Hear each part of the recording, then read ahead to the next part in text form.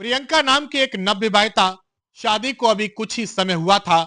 उसके हाथों पर रची मेहंदी की रंगत अभी उतरी भी नहीं थी, लेकिन उसे क्या पता था कि उसका अपना ही पति अपने हाथों को खून से इस कदर रंग लेगा।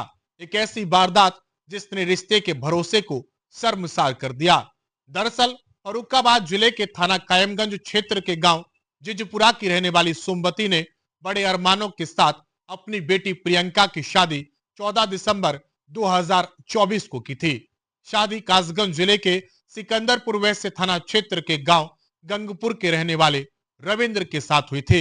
बड़े अरमानों के साथ प्रियंका की डोली उसके मायके से उठी और वह नए सपने लेकर अपने ससुराल पहुंची।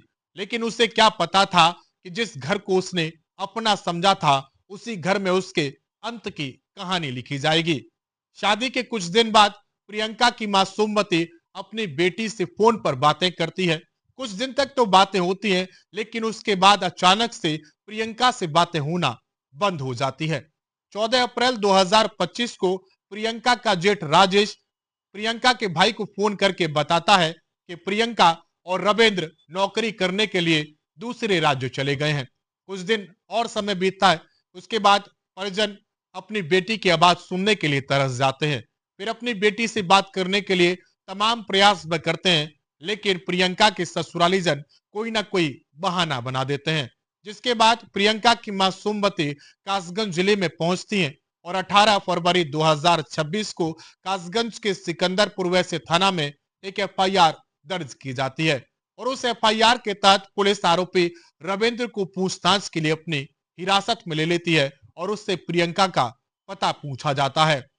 लगातार आरोपी रविंद्र पुलिस को गुमराह करता रहा, लेकिन जब पुलिस ने कड़ाई से रविंद्र से पूछताछ की तो वह टूट गया और उसने अपना जुर्म कबूल कर लिया और उसने पुलिस को पूरी हकीकत बयां की कि उसने किस तरह से अपनी पत्नी प्रियंका की हत्या की। पुलिस के मुताबिक रविंद्र को शक था कि उसकी पत्नी सोशल मीडिया पर अपने किसी पुराने मित्र के साथ फोन पर बातें करती है। शक जुनून में बदला और एक दिन मौका देखकर उसने पास रखी कुल्हाड़ी से अपनी पत्नी प्रियंका की हत्या कर दी। अपने भाई राजेश को बुलाया। राजेश की मदद से बेडशीट से प्रियंका की डेड बॉडी को लपेटा और उसे एक प्लास्टिक की बोरी में भर दिया और उसके बाद में उसने अपने पिता छोटे लाल को बुलाया और प्रियंका की लाश को उस बुग्गी पर लादा। बुग्गी पर लाद कर वो लोग एक खेत में पहुंचते हैं। उसका पिता छोटे लाल एक गड्ढा खोदता है और उस गड्ढे में प्रियंका को दफन कर दिया जाता है। जैसे ही पुलिस इस पूरी कहानी को सुनती है, पुलिस हैरान रह जाती है। पुलिस आरोपी रविंद्र की निशानदेही पर बताई गई जगह पर पहुंचती है और वहां पर गड्ढा खुदवाया जाता है, जहां पर प्रियंका की लाश सड़ी घली हालत में मिलती है। लाश को देखते ही प्रियंका की मां फूट फूट कर रोने लगती है।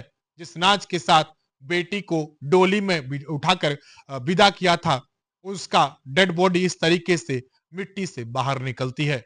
फिलहाल पुलिस ने इस पूरे मामले में आरोपी पति रविंद्र को गिरफ्तार कर जेल भेज दिया है और अन्य पहलुओं पर पुलिस ने जांच शुरू कर दिया है, लेकिन इस घटना ने कई सवाल खड़े कर दिए हैं। कैमरा पर्सन रोहित विश्वासी के साथ मैं आयुष भारद्वाज, देखते रहे हमारा कासगंज।